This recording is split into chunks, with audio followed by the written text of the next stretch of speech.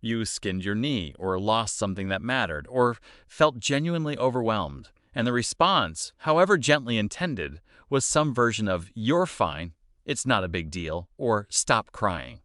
Not cruelty necessarily, sometimes just discomfort passed down from adults who had learned the same lesson themselves a generation earlier. So you stopped crying, not because you weren't sad, but because you learned quickly and clearly that sadness wasn't something this particular room could hold. You are an adult now, and somewhere inside you, a very old rule is still running. Sadness is inconvenient. Sadness is too much. Sadness should be handled alone, quietly, and preferably not at all. Emotional suppression in childhood doesn't disappear once you grow up. It reorganizes itself into adult patterns.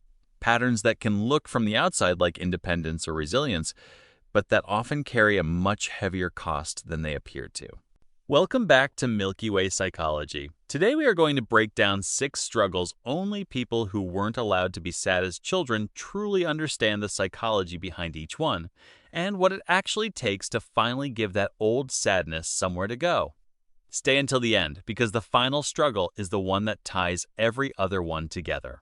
1. You struggle to identify what you're actually feeling. Have you ever been asked how you feel and genuinely not known the answer? Not because nothing is happening internally, but because the internal signal has gotten quiet or blurry or hard to name. Psychologists call this difficulty Alexithymia, a term describing challenges in identifying and describing one's own emotional states, which can develop when emotional expression was consistently discouraged or unacknowledged in childhood. This isn't a lack of feeling, it's closer to a language that was never taught. If sadness was never named, validated, or responded to when you were young, the internal wiring responsible for recognizing and labeling emotion simply had far less practice than it needed. And that gap doesn't close automatically just because you're older now. 2. You apologize for having emotions in front of other people. If your sadness was met with impatience or dismissal as a child, you likely learned that having visible emotions was, in some sense, an imposition on the people around you. This connects to emotional invalidation, a well-documented pattern in developmental psychology in which a child's emotional experience is consistently denied, minimized, or punished, teaching the child that their internal states are inconvenient or unwelcome. This is why you might find yourself saying, "Sorry, I don't know why I'm crying," or rushing to compose yourself the moment tears arrive, even in front of people who genuinely care about you. The apology isn't really about the tears. It's an old, learned belief that your sadness requires an apology in the first place. 3. You manage other people's comfort before your own distress. Have you noticed that even in your worst moments, some part of you is monitoring how your sadness is landing on the people around you, worried you're being too much, too heavy, too hard to be around? Psychologists describe this as a form of hypervigilant emotional monitoring, a pattern where a person learns to track others' emotional reactions as a survival strategy, often developed in households where a child's distress was met with discomfort rather than comfort. This means that even now, your own pain frequently comes with an attached automatic calculation. How much of this can I show before it becomes a problem for someone else? That calculation was protective once. It is exhausting now, and it often means your own distress goes underprocessed while you manage everyone else's reaction to it. And this leads to the 4th struggle, because emotion that isn't allowed to be expressed doesn't simply disappear. It has to go somewhere. 4. Suppressed sadness often resurfaces as something else entirely. Sadness that was never permitted an outlet in childhood doesn't vanish. Psychologists studying emotional regulation describe how chronically suppressed emotion frequently reemerges in altered form as irritability, physical tension, anxiety, or a persistent low mood that has no clear identifiable cause. This is sometimes discussed through the lens of emotional displacement, where an emotion that couldn't be expressed in its original context resurfaces, often unconsciously, in a different form or situation entirely. This is why some people struggle to understand their own anger or anxiety, because underneath it, much of what's actually being carried is old, unprocessed sadness that never had anywhere safe to land and has simply been rerouted into an emotion that felt slightly more acceptable to express.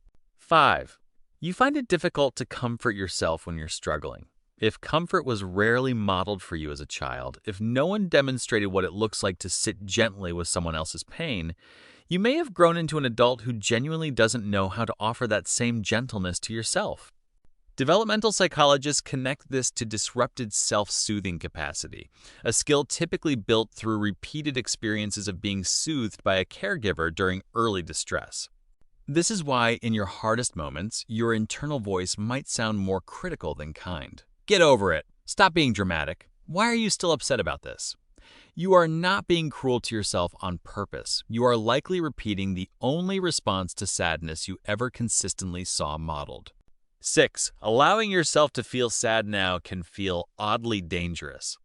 At the deepest level, many people who weren't allowed to be sad as children carry an unconscious belief that sadness itself is unsafe, not just unwelcome, but genuinely risky to express. Psychologists sometimes describe this as affect phobia, a concept from emotion-focused therapy referring to a learned fear of one's own emotional experience, developed when a specific emotion was consistently met with punishment, withdrawal, or rejection. This is why, even now, as an adult with every right to feel sad, some part of you still braces when sadness arrives as if it might still be met with the same dismissal it once was. Unlearning this doesn't happen through willpower. It happens slowly, through repeated experiences of sadness being met with something other than rejection. Put these 6 struggles together: the difficulty naming your own feelings, the reflex to apologize for having them, the exhausting habit of managing everyone else's comfort first, the sadness that resurfaces disguised as something else, the difficulty comforting yourself, and the deep, learned belief that sadness itself is unsafe. And a single picture emerges. None of this happened because something is wrong with you. It happened because sadness, at a formative point in your life, was treated as a problem to be managed rather than a feeling to be felt. And you adapted, as children do, to survive the environment you were actually in. The good news, if there is a single unifying one, is that emotional patterns learned this early are also capable of being relearned slowly, and usually with the help of relationships or spaces where sadness is finally met differently than it once was. If you recognized yourself in even one of these 6 struggles, understand this: you are not too sensitive, and you are not alone in this. Your sadness was never actually the problem. The problem was that it once had nowhere safe to go. You are allowed to feel sad without justifying it. You are allowed to take up emotional space without managing everyone else's comfort first.